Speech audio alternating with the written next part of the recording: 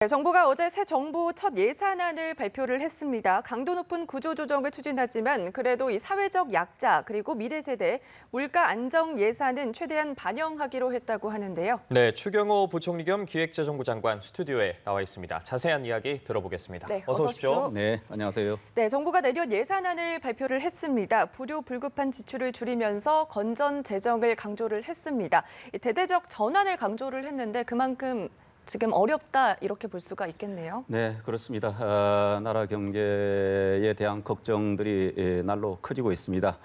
저희들이 새 정부 출범하면서 국가의 장부를 이렇게 받았을 때 지금 현재 금년에 예상되는 국가 부채가 1,070조입니다. 네. 즉 지난 5년간 국가 부채가 약 400조 이상 늘어났고 또 우리 경제 규모 대비 이 국가 부채 비율이 14%포인트 이상 가파르게 늘어났습니다. 그래서 우리의 재정 상태에 대해서 국제기구나 국제신용평가사에서 이제 걱정의 목소리를 자꾸 내고 있습니다. 그리고 무엇보다도 앞으로 저출산 고령화 때문에 나라의 재정 씀씀이가 굉장히 더 커질 그럴 가능성이 있어 보이고 그래서 미래 청년 세대들에 대해서도 책임 있는 그런 재정 운영이 굉장히 필요하다 이렇게 생각을 합니다. 그리고 아시다시피 지금 고물가 상황에서 우리 국민들께서 많이 어려움을 겪고 계십니다. 물가를 잡기 위해서도 재정 쪽에서도 좀 더 살림을 건전하게 알뜰하게 살아야 된다. 그런 취지에서 지금까지 지나친 확장 재정에서 허리띠를 졸라매는 건전 재정 기조로 확고히 전환시켜 나가겠다. 이런 취지로 이번에 이 따뜻한 나라 그리고 역동적 경제, 건전한 재정 이런 3대 방점 하에 이번에 예산을 편성했다. 이렇게 말씀드립니다. 네, 지금 경제 상황이 힘든 만큼 건전 재정을 다시 한번 강조를 해주셨는데 그렇게 본다면 지난 정부와 비교했을 때 확장 재정 정책 방만했다 이렇게 볼 수가 있을까요? 그렇습니다. 예, 지난 정부에서 물론 뭐 코로나 대응한다는 그런 정책 수요가 있기는 했습니다만 그걸 감안하더라도 지난 정부에서 추경 편성을 무려 10차례 했습니다.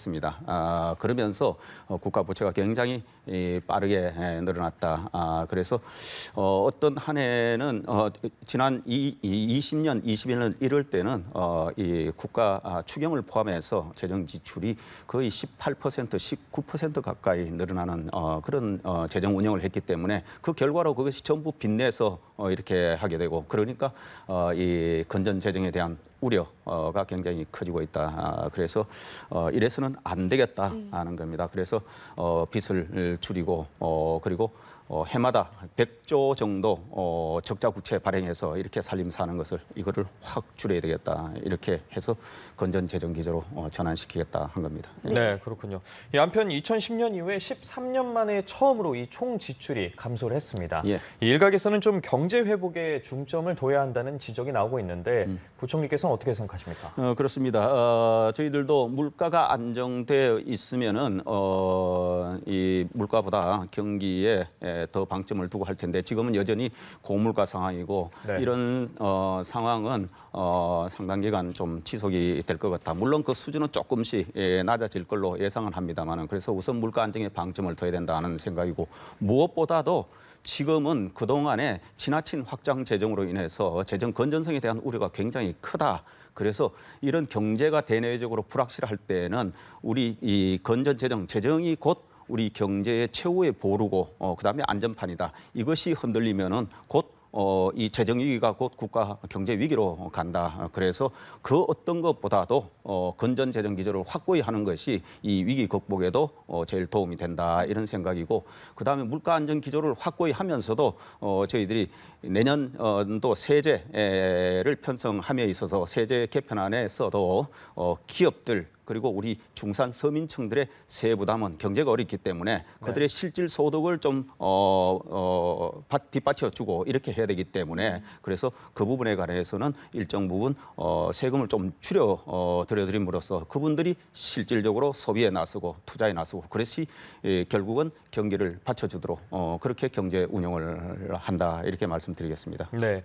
근데 사실 올해만 해도 벌써 추가 경정 예산을 2번이나 편성을 했습니다. 그렇습니다. 이 경기 둔 둔화가 예상되는 상황에서 너무 또 지출을 줄이게 되면 또 내년에 결국 추경을 편성해야 하는 상황이 올 수 있지 않을까요? 네. 그래서 우선은 뭐 지금은 금년도 내년 살림을 위해서 내년도 예산안을 편성을 했기 때문에 이걸 가지고 내년에 물가도 안정시키면서 일정 부분 취약계층을 보듬고 그다음에 미래도 대비하고 그다음에 국민 안전을 지키는 이러한 재정 운영을 할 겁니다. 내년도 일단은 추경은 전혀 생각을 하고 있지 않다. 그렇군요. 예. 네. 그리고 우리 경제를 살리는 것은 곧 재정을 동원해서 빚내서 이 경기를 살리는 것은 그거는 부실하기 짝이 없는 것이다. 네. 그래서 경기를 살리고 하는 것은 결국 그 주체는 우리 민간, 기업 중심이 되어야 된다. 그래서 그분들이 이 경기 회복 투자에 적극적으로 나서고 소비 진작에도 나설 수 있도록 규제도 완화하고 네. 각종 세제 감면도 해드리고 그다음에 여러 가지 생산성을 높이는 대책들을 해나갈 그런 계획입니다. 네, 투자해야 할 곳이 많은데 이제 법정, 지방 이전 지출 등으로 정작 중앙 정부가 쓸 돈은 부족하다 이렇게 들었거든요. 네. 그렇다면 부족한 재원은 어떻게 마련을 하셨어요? 예, 저희들이 가용 재원이 5.2% 본예산 대비 늘어나면은 대개 30조 원 조금 넘는 재원이 저희들이 확보 가능한데 네. 이 중에 법적으로 국세 수입의 일정 부분을 전부 지방으로 그냥 넘겨드려야 됩니다. 그 돈이 22조나 된다. 그래서 중앙정부가 실제 쓸 수 있는 돈은 9조 원밖에 되지를 않기 때문에 이렇게 해서는 우리 취약계층을 지원해드리고 보호하고 이런 데 도저히 이 재원을 확보할 수가 없다. 이래서 기존에 있는 예산 중에 저희들이 지출 구조조정을 해서 강력한 구조조정을 통해서 예년보다 2배 이상 구조조정을 한 겁니다. 거기서 약 24조 원의 재원을 확보해서 그래서 총 약 한 33조 원 재원을 갖고 이 내년도 경기 그리고 국정 수요에 대응을 하려고 그러고 거기에 상징적인 조치로 아시다시피 내년도 우선 정부 부문부터 허리를 바짝 졸라매야 되겠다. 그렇게 해서 장차관 이상 봉급은 10% 반납하고 그다음에 4급 이상은 봉급 동결하고 그다음에 5급 이하는 약간의 처우 개선을 한다 하는 취지에서 1.7% 소폭 인상하도록 그렇게 해서 정부부터 지출 구조 조정에 먼저 나선다. 그래서 재원을 마련한다. 이렇게 말씀드리겠습니다. 예. 네, 방금 말씀해 주신 것처럼 이 강력한 지출 구조 조정을 하겠다고 말씀을 해 주셨는데 그럼에도 불구하고 이 자영업자나 청년 등에 대한 지원은 강조를 했습니다. 예. 이유를 좀 말씀해 주시죠. 아시다시피 지금 물가 상황이 좋지를 않고 또 네. 경기 후퇴에 관한 우려들이 점점 커지고 있는 상황에서 사실은 제일 어려운 부문들이 우리 취약계층 그리고 자영업자 그리고 또 청년들의 양질의 일자리 찾게 만들어주는 네. 게 제일 중요합니다. 그래서 아까 말씀드린 그런 지출 구조조정 재원을 가지고 제일 먼저 우선 취약계층 보호 강화에 나서고 청년들 양질의 일자리를 만드는 데 투입을 할 거고 그리고 미래 대비 우리가 미래 먹거리를 창출하고 우리 경쟁력을 높여나가는 그런 부분에 집중적으로 투자하고 그렇게 해나갈 예정입니다. 네, 보니까 장애인 관련 예산도 늘렸거든요. 네. 앞서서 이 전국 장애인 차별철폐 연대가 장애인과 관련된 권리 예산 반영 촉구를 위한 집회를 열었고 그것에 대한 이제 부총리님의 응답을 요구를 했었는데 이분들께도 하실 말씀이 있으실 것 같아요. 예, 그분들 저도 만났고 저희 기획재정부의 실무진들이 관련 부처 실무진하고 같이 만나서 말씀도 듣고 했습니다. 이번에 예산 편성을 하면서 취약계층 그중에 장애인에 대한 지원 예산도 대폭 늘렸다. 특히 그분들에 대해서 장애 수당도 15년 이후에 저희들이 지금 50% 가까이 늘리고 그다음에 그들의 이동성 편의 확대를 위해서 저상버스도 2,000대 추가 보급하고 그리고 또 장애인 이 콜택시 이동지원센터에 대해서 이번에 새로이 신규 운영비를 지원하는 등 네. 그분들의 여러 가지 활동이나 활동 보조, 돌봄 그리고 실제로 활동하시는데 도움이 될 수 있는 그런 예산들을 대폭 늘려서 2자릿수 이상 증가해서 편성을 했습니다. 뭐 충분하지는 않겠지만은 그래도 정부가 현재 할 수 있는 최선의 정책적인 고려를 했고 앞으로 또 장애인 분들을 위해서 저희들이 더 살펴서 필요한 부분에 더 지원이 확대될 수 있도록 그렇게 해나갈 예정입니다. 네, 그렇군요. 나아가서 이번엔 그럼 지출 구조조정 내용들을 좀 살펴보도록 하겠습니다. 이 코로나19 관련 예산이나 노인 일자리 포함된 이 공공 일자리 예산을 좀 축소를 했습니다. 네. 사실 한편에선 아직 방역이나 노인 빈곤 문제 등이 중요하다는 목소리가 있는데 특히 노인 일자리의 경우에서 정부가 강조하는 이 시장형 일자리가 많지 않아서 결국에는 다른 형태로 노인 이 복지 비용이 들어갈 수밖에 없지 않을까요?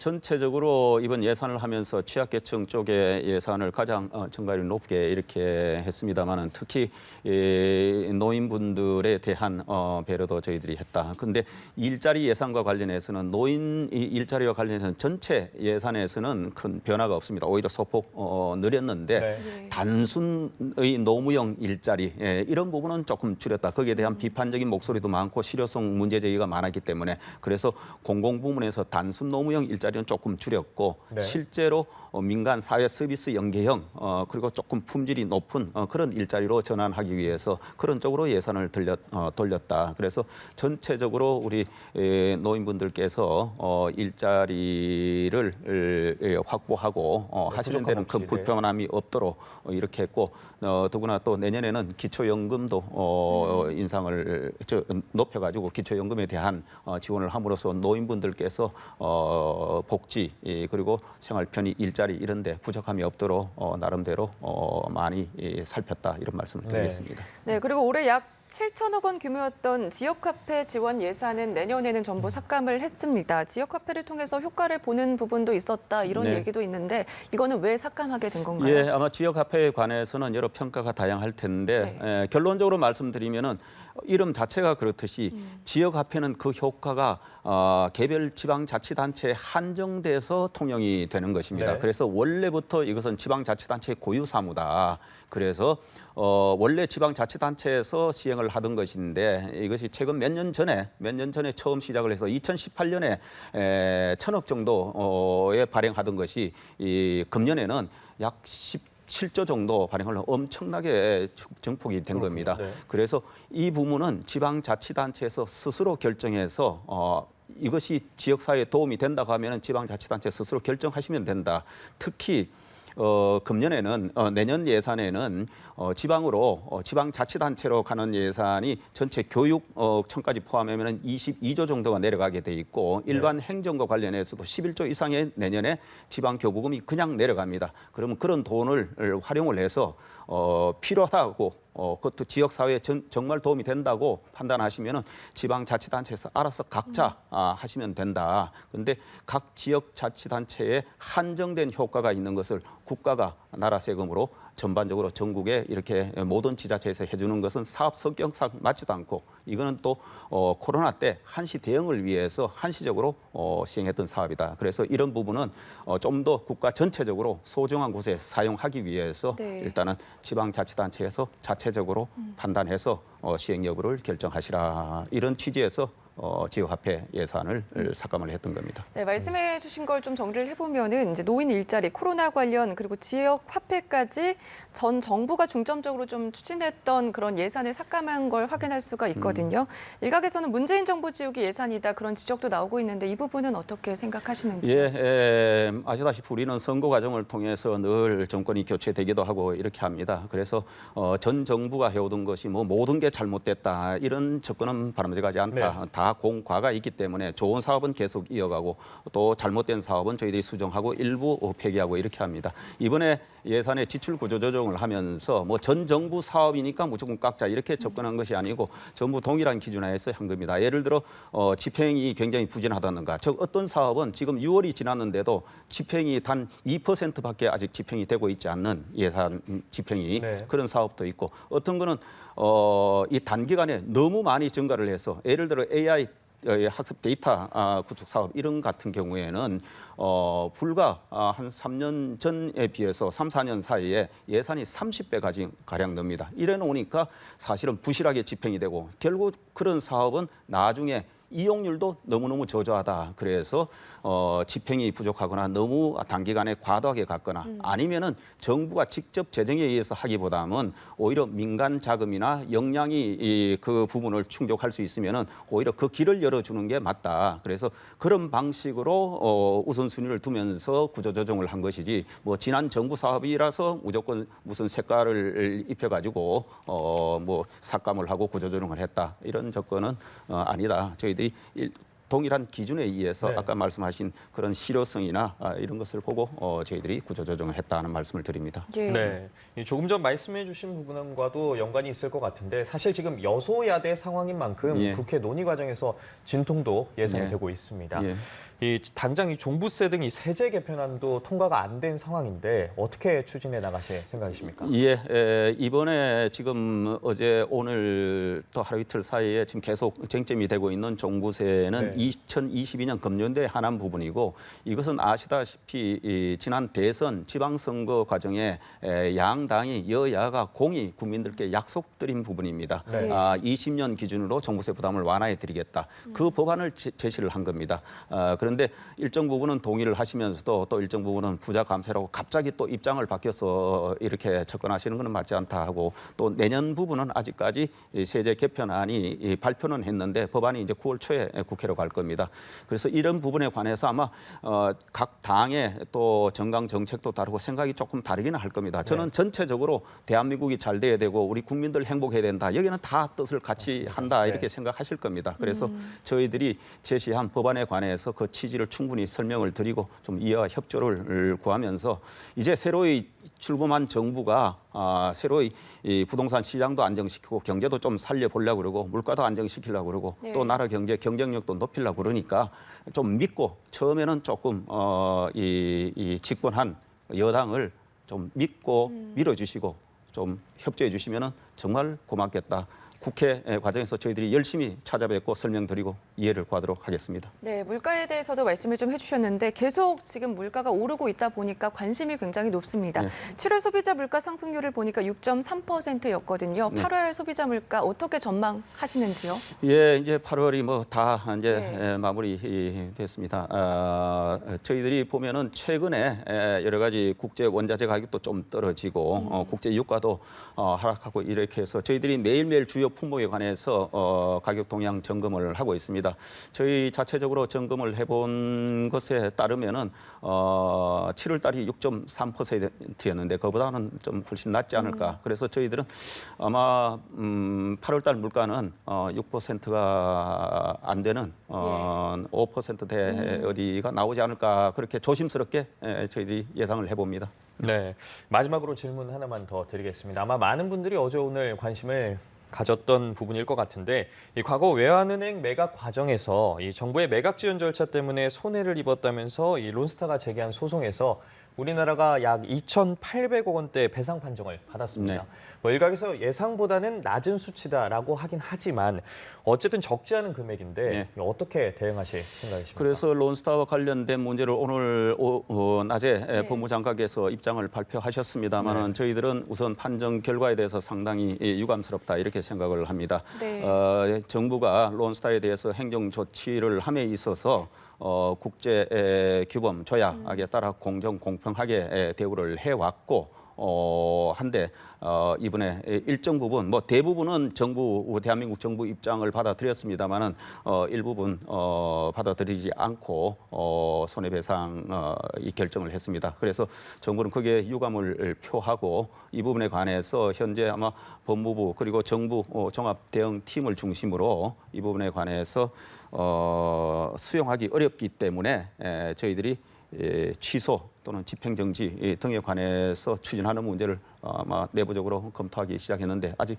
정부가 최종 방침은 정해지지 않았기 때문에 입장이 나오면 또 거기에 맞게 함께 공동 대응해 나갈 예정입니다. 네, 알겠습니다. 오늘 여기까지 들어보겠습니다. 지금까지 추경호 부총리 겸 기획재정부 장관과 함께했습니다. 고맙습니다. 고맙습니다. 감사합니다.